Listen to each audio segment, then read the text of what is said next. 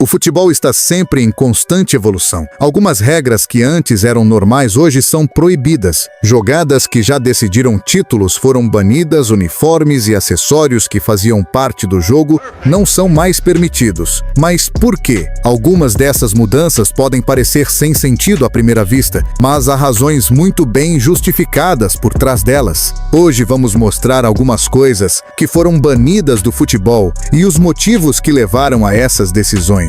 Algumas delas fizeram parte do jogo por décadas, outras foram tentativas frustradas de modernização e algumas são simplesmente inacreditáveis. Se tem um jogador que sempre trouxe ousadia para o futebol, esse jogador é Neymar. Ele popularizou um dos movimentos mais polêmicos do futebol moderno, a famosa paradinha no pênalti. A paradinha já existia há décadas, mas Neymar transformou esse movimento em uma verdadeira arte. Ainda no Santos, ele usava essa técnica para enganar os goleiros, interrompendo a corrida antes da batida para esperar a reação do adversário. Isso dava uma enorme vantagem ao batedor, tornando o pênalti quase indefensável. Quem não se lembra do que ele fez contra Rogério Ceni no Campeonato Paulista? Neymar marcou 11 gols de pênalti em 2010, sendo que 5 foram convertidos no estilo paradinha. Por causa disso, a FIFA decidiu banir a cobrança, percebendo que dava uma vantagem injusta ao cobrador, já que os goleiros não podiam se adiantar antes da batida.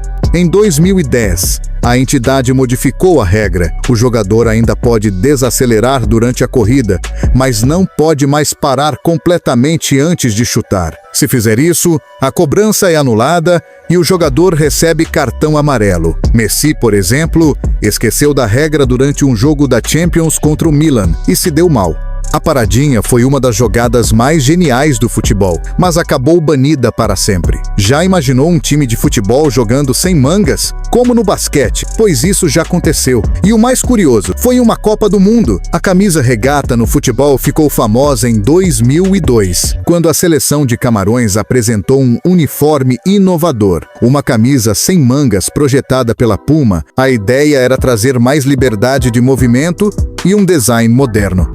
Mas a FIFA não gostou nada disso. Camarões conquistou a Copa Africana de Nações vestindo esse uniforme, mas antes da Copa do Mundo daquele ano, a FIFA decretou que o modelo violava as regras do jogo, exigindo uniformes com mangas para garantir a padronização das equipes. Camarões foi obrigado a adicionar mangas costuradas ao uniforme para poder disputar o torneio. Desde então, a FIFA deixou claro que todos os uniformes devem ter mangas, e nenhum time profissional conseguiu usar camisas sem mangas novamente. A regata camaronesa virou um item raro de colecionador. E se eu te dissesse que já houve um tempo em que um único gol na prorrogação encerrava o jogo na hora, sem chance de reação para o adversário, isso aconteceu com o famoso gol de ouro.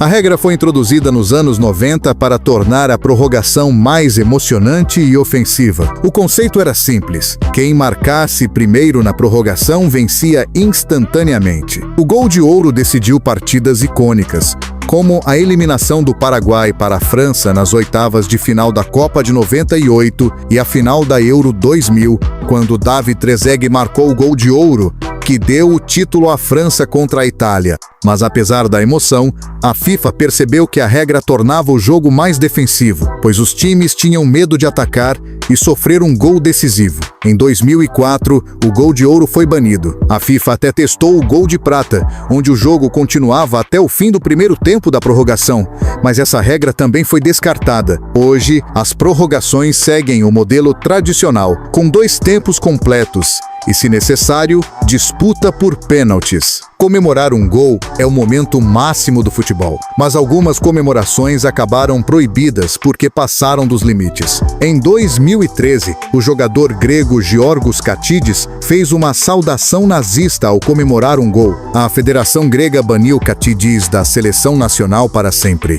Em 1999, Robbie Fowler, do Liverpool, simulou estar cheirando cocaína na linha do gramado para ironizar boatos sobre seu envolvimento com drogas. Ele foi multado e suspenso por 4 jogos. Além disso, tirar a camisa na comemoração também foi proibido nos anos 2000 e passou a ser punido com cartão amarelo. Mensagens políticas ou religiosas também foram vetadas. Messi e Neymar já mostraram camisetas com frases especiais após gols, mas a FIFA proíbe qualquer manifestação desse tipo. Outros exemplos incluem gestos ofensivos para a torcida adversária e o uso de máscaras ou fantasias, como Pierre-Emerick Aubameyang, que gostava de comemorar com máscaras de super-heróis, mas teve essa prática proibida. Com o avanço da tecnologia, o futebol ficou cada vez mais moderno, mas nem todas as inovações deram certo. Um dos maiores fracassos foi a tentativa de usar bolas com chips eletrônicos. Em 2005, a FIFA testou uma bola especial chamada Team Geist 2, criada pela Adidas, com sensores internos para indicar se a bola cruzou a linha do gol. No entanto,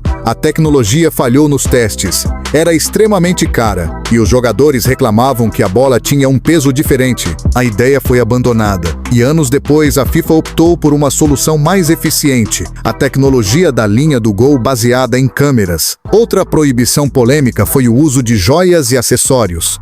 Desde os anos 2000, a FIFA proibiu qualquer item metálico no futebol, alegando risco de lesão. Ainda assim, em 2022, Jules Koundé, zagueiro da França, entrou em campo contra a Polônia usando um colar de ouro. O árbitro só percebeu no segundo tempo e ordenou que ele retirasse o acessório. Outro caso curioso foi o do ex-jogador do Newcastle, Alan Saint-Maximin, que gostava de usar faixas de marcas de luxo como Gucci e Louis Vuitton. A Premier League proibiu o jogador de usar essas faixas, pois violavam regras de patrocínio. Mas se tem uma regra que mudou completamente a forma como o futebol é jogado, foi a proibição do recuo para o goleiro. Antes de 1992, um time poderia recuar a bola para o goleiro quantas vezes quisesse, e ele podia pegá-la com as mãos. Isso fazia com que times em vantagem segurassem o resultado sem correr riscos. A FIFA percebeu que isso tornava o jogo lento e monótono. Então,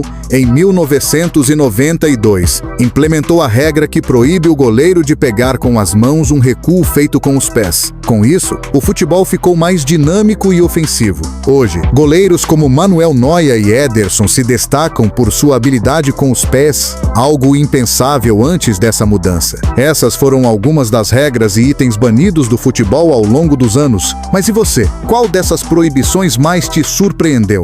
Acha que alguma dessas regras deveria voltar? Comenta aí embaixo e me conta. Eu vou ficando por aqui. Se gostou do vídeo, deixa o like e se inscreve no canal. Um abraço e até o próximo vídeo.